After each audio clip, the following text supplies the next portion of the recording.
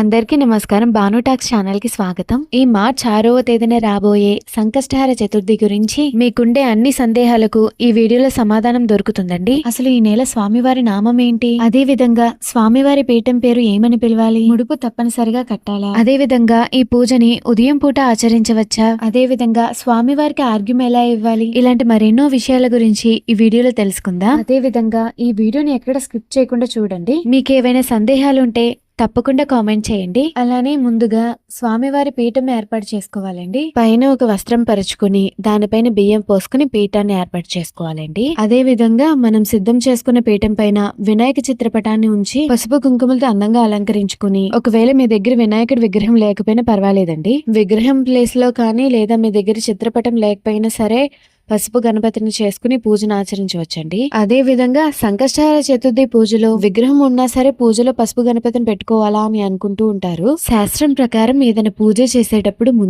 ముందుగా పసుపుతో వినాయకుని చేసి పూజ చేయడం సాంప్రదాయం. ఒకవేళ మీ దగ్గర వినాయకుడి చిన్న విగ్రహం కానీ ఉంటే ఆ విగ్రహం పెట్టుకునైనా పూజ చేసుకోవచ్చండి. అలానే మీ దగ్గర చిత్రపటం కానీ విగ్రహం కానీ రెండూ లేకపోయినా సరే పసుపు గణపతిని చేసుకుని ఈ వ్రతాన్ని ఆచరించవచ్చు. అలానే జిల్లేడాకులు తీసుకుని వాటిని శుభ్రంగా కడిగి ఈ విధంగా గంధంతో స్వస్తిక్ గుర్తు వేస్తున్నాను. జిల్లేడు ఆకులంటే గణపతికి ఎంతో ఇష్టం కదండి. ఇలా జిల్లేడు ఆకు పైన స్వస్తిక్ రాసి స్వామివారి పక్కన పెట్టొచ్చు. ఇప్పుడు మనం మాఘమాసంలో ఉన్నాం కదా, ఈ మాఘమాసంలో వచ్చే సంకష్టహార చతుర్థి తిథి వివరాలు చూస్తే మార్చి 6వ తేదీ శుక్రవారం నాడు వచ్చిందండి. ఈ వ్రతాన్ని ఆచరించడానికి ఆన్వాయితీలతో పని లేదండి, ఎవరైనా చేసుకోవచ్చు. మీ ఇంట్లో పిల్లల చదువు కోసం కానీ సంతానం కోసం చూస్తున్న, ఆఫీసులో ప్రమోషన్లు, ఉద్యోగ సమస్యలు ఏదైనా సరే, అలానే ఆస్తి గొడవలు ఉన్నా సరే ఈ వ్రతాన్ని ఆచరిస్తే మంచి ఫలితం ఉంటుందండి. ముఖ్యంగా మనకి రావాల్సిన డబ్బులు ఎక్కడైనా ఆగిపోయినా, అప్పుల బాధలతో సతమతం అవుతున్నా ఆ విఘ్నేశ్వరుడికి నమస్కారం చేసుకుని ఈ పూజను చేయండి.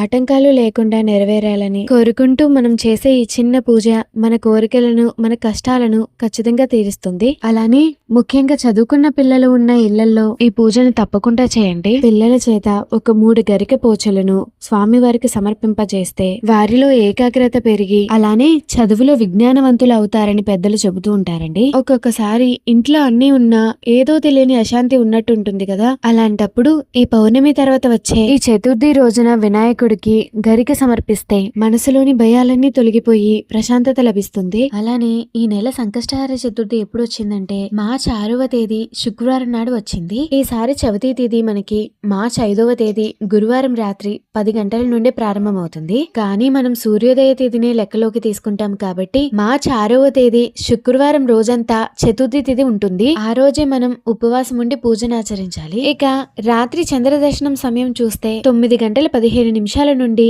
9 గంటల 45 నిమిషాల మధ్యలో చంద్రుడు కనిపిస్తాడు. అలానే ఆ సమయంలో ఆర్గ్యం ఇచ్చి మీరు ఉపవాసం విడవవచ్చు. అదే విధంగా స్వామివారి నామం, పీఠం పేర్లు తెలుసుకుందాం ఇప్పుడు. ప్రతి నెల సంకష్టహార చతుర్థికి స్వామివారికి ఒక్కో పేరు, ఒక్కో పీఠం ఉంటుంది కదా.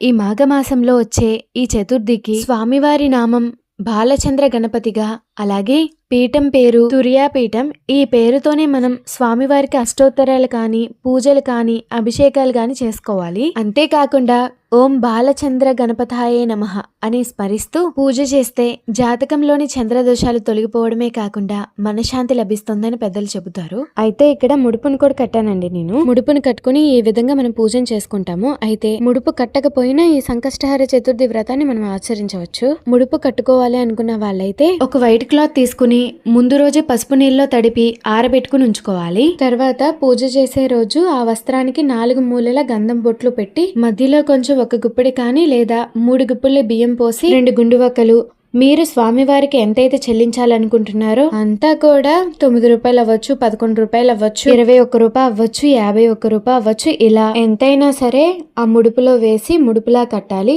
కట్టి స్వామివారి పాదాల దగ్గర పెట్టాలి పూజలో. ఈ విధంగా కావాలంటే ముడుపుని కట్టుకుని పూజ మొదటి నుంచి పూజలో పెట్టుకుని సంకల్పం చెప్పుకోవాలి. ఇప్పుడు పిల్లలందరికీ ఎగ్జామ్స్ టైమ్స్ కదా, పిల్లల చదువుల గురించి కానీ సంతానం గురించి కానీ ఏదైనా సరే స్వామివారికి చెప్పుకుంటూ ముడుపు కట్టుకుంటూ ఉంటాం. లేదు మేము ముడుపు కట్టకుండానే పూజను చేసుకుంటాం అనుకుంటే ఈ విధంగానే స్వామివారిని పెట్టుకుని ముడుపు లేకుండానే పూజను ఆచరించవచ్చు. స్వామివారికి గరిక అన్న తెల్ల జిల్లేడు పువ్వులన్నా ఆకులన్నా చాలా ఇష్టము. ఆ రోజు స్వామివారికి గరికె కాని తెల్ల జిల్లేడు పువ్వులు కాని ఆకులు కాని సమర్పిస్తే చాలా సంతోషపడతారండి స్వామివారు. ఈ సంకష్టహర చతుర్థి అంటేనే కష్టాలను తొలగించే చతుర్థి అని అర్థము. అలాగే దీనిని సంకటహర చతుర్థి అని అంటే అడ్డంకులు తొలగించే చతుర్థి అని కూడా పిలుస్తూ ఉంటారండి. ఈ వ్రతాన్ని 3 నెలలని 5 నెలలని 9, 11, 21 నెలల వరకు చేస్తూ ఉంటారు. అలా 21 నెలలు కంప్లీట్ అయిపోయిన తర్వాత మళ్ళీ మొదటి నుంచి కంటిన్యూస్ గా మళ్ళీ ఫస్ట్ నుంచి చేసుకుంటూ ఉంటారు. ఇలా సంకష్టహర చతుర్థి వ్రతాన్ని ఎవరింట్లో వాళ్ళు చక్కగా ఆచరింప చేసుకోవచ్చు. స్వామివారికి ఈ విధంగా తెల్ల జిల్లేడు పువ్వులు, తెల్ల జిల్లేడు ఆకులు, ఎర్ర పువ్వులు, ఎర్ర అక్షింతలు, ఎర్రని మందారాలు సమర్పించడం, జిల్లేడు ఒత్తులతో దీపారాధన చేయడం, స్వామివారికి ఇవన్నీ ఇష్టం కాబట్టి స్వామివారి పూజలు అవన్నీ ఏర్పాటు చేసుకోగలిగితే ఇవన్నీ ఏర్పాటు చేసుకుని, అలాగే సంకష్టహర చతుర్థి వ్రతం బుక్ కూడా ఉంటుందండి. ఆ వ్రత బుక్ లో అన్ని ఉపచారాలతో పూజ ఎట్లా చేసుకోవాలి అనే విధి విధానాలు అన్ని ఉంటాయండి. అదే విధంగా వ్రత కథ బుక్ లోనే ఒక వ్రత కథ అనేది ఉంటుందండి. ప్రతి నెలకి ఒక వ్రత కథ ఉంటుంది. చదవడం వచ్చిన వాళ్ళైతే ఆ వ్రత కథ చదువుకొని వ్రత కథ చదవడం స్టార్టింగ్ లోనే మీ చేతిలో కొంచెం ఒక పుష్పము కొన్ని అక్షింతలు పట్టుకోవాలి. దీనినే మంత్రపుష్పం అంటారండి.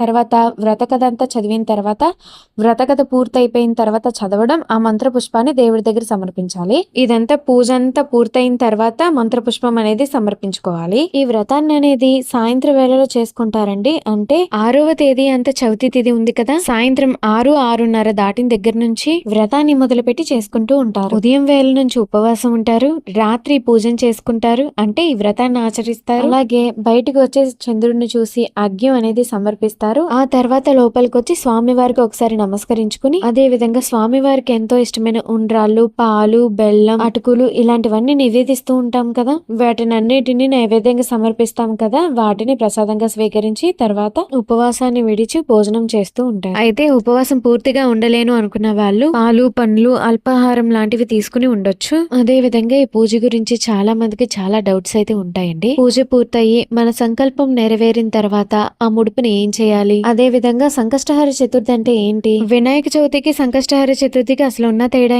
ఏంటి, ఈ విధంగా సంకష్టహర చతుర్థి గురించి మనకు ఉండే 11 ధర్మ సందేహాల గురించి ఆల్రెడీ ఒక వీడియో చేసి అప్లోడ్ చేశానండి. మీరు ఒక్కసారి వీలు చేసుకుని ఆ వీడియో కూడా చూస్తే మీకు ఈ సంకష్టహర చతుర్థి గురించి ఉన్న డౌట్స్ అన్ని తీరిపోతాయి. అలానే ఈ రోజు స్వామి వారికి అర్ఘ్యం అయితే సమర్పించాలండి. బయట ఎక్కడైనా చంద్రకిరణాలు పడే చోట మనకి చంద్రుడు కనపడుతూ ఉంటే చాలా మంచిది. ఒక్కొక్కసారి చంద్రుడు కూడా కాపాడు అలా ఆరు బయటకు కానీ లేదా బాల్కనీస్ లో కానీ వచ్చి కొంతమంది పాలతో ఇస్తూ ఉంటారు, మరికొందరు నీళ్లతో అర్ఘ్యం ఇస్తూ ఉంటారు. ఈసారి సంకష్టహర చతుర్థి శుక్రవారం రావడం చాలా విశేషమండి. శుక్రవారం అంటేనే మహాలక్ష్మీదేవికి చాలా ఇష్టమైన రోజు. అలానే అటు వినాయకుడికి కూడా చతుర్థి తిథి అంటే చాలా ఇష్టం. ఈ రెండు కలిసి వచ్చిన రోజున ఎవరైనా కొత్తగా సంకష్టహర చతుర్థి వ్రతాన్ని ఆచరించాలి అనుకునే వాళ్ళు ఇలాంటి పర్వదినాన్ని ప్రారంభిస్తే అంతా మంచి జరుగుతుంది. శుక్రవారం సంకష్టహర చతుర్థి వచ్చింది కాబట్టి మనం ఆ రోజు పీఠాన్ని కదపం కాబట్టి యథావిధిగా పీఠాన్ని ఆ రాత్రంతా అలానే వదిలేసి మరుసటి రోజు అంటే శనివారం ఉదయం పీఠాన్ని కదిపేసి స్వామి వారిని తీసేసుకుంటే సరిపోతుంది. గుర్తుంది కదండి, స్వామి వారిని ఓం నమో బాలచంద్ర గణపతాయే నమః